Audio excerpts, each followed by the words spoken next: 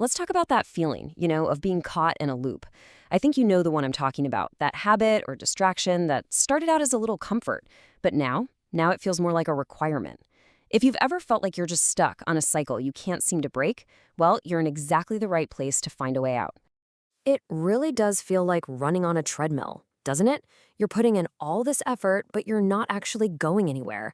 You wake up and tell yourself, okay, today's the day. Things are going to change. But by the end of the day, you're right back where you started. Look, I get it. It's so frustrating, and honestly, it's exhausting. But here's the really good news. The moment you start to even understand the pattern, you've already taken the first, most important step to breaking it. So think of what we're doing here as creating a map together. This isn't just a bunch of information. It's a real, practical first step you can take right now to start moving in a totally new direction. All right, let's get into it.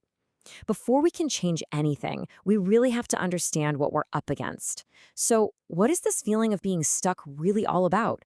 Where does it come from?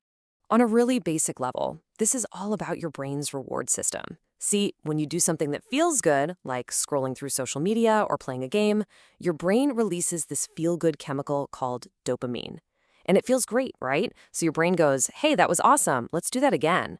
Over time, it starts craving that dopamine hit, and the habit turns into this powerful, self-reinforcing cycle. And this cycle, it actually has a name: the habit loop. The key thing to realize here is that this isn't some kind of unbreakable curse. It's just a simple, almost mechanical process. And because it's a process, we can take it apart piece by piece and see exactly how it works. So let's do that right now. Okay, so it all starts with a trigger. This is the spark that lights the whole fuse. It could be an emotion, like feeling stressed or bored. It could be a time of day, like right after work. It could even be a specific place, like your couch. Take just a second and think, what's the specific thing that kicks your habit into gear? And then boom, that trigger immediately leads to the action. This is the habit itself, the thing you do almost automatically. Picking up your phone, turning on the console, grabbing that snack. It often feels less like a choice and more like a reflex, right? Just an unconscious response to that trigger. And finally, that action delivers the reward. This is the payoff, that temporary feeling of relief or escape. For just a moment, the stress kind of fades or the boredom disappears. And it's that reward, no matter how short-lived it is, that teaches your brain, hey, this works. Let's do this again next time. And there you have it, the complete loop. Trigger, action, reward, and then repeat.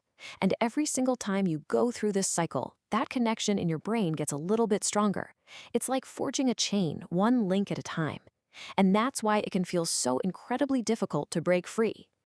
Okay, so we've seen how the machine works. Now let's figure out how to get in the driver's seat. This is where we shift from just understanding the problem to actually building your own personal blueprint for change, a real step-by-step plan. This is it. This is the 6-step path to freedom. It starts with acceptance, that first honest moment where you decide you want something different. Then you become a detective and figure out your triggers. Next, and this is crucial, you replace the habit. You don't just remove it. After that, it's all about starting small to build momentum, developing the discipline to keep going, and finally, getting support because you absolutely do not have to do this alone. Let's really focus in on a couple of the most powerful steps. Now, this might be the single most important strategy of all.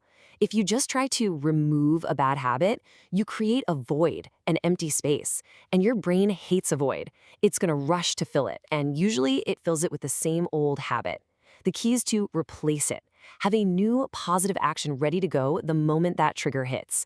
Go for a walk, listen to a song, text a friend. Whatever it is, fill that space with something better. And please, if you hear nothing else, hear this. Burn this idea into your mind. Progress is so much better than perfection. Don't try to change your entire life overnight. That's just a recipe for burnout. Aim for small, consistent wins. Can you cut back by just 10%? Can you go 1 hour longer? Every single small step builds momentum, so you have to celebrate every single one.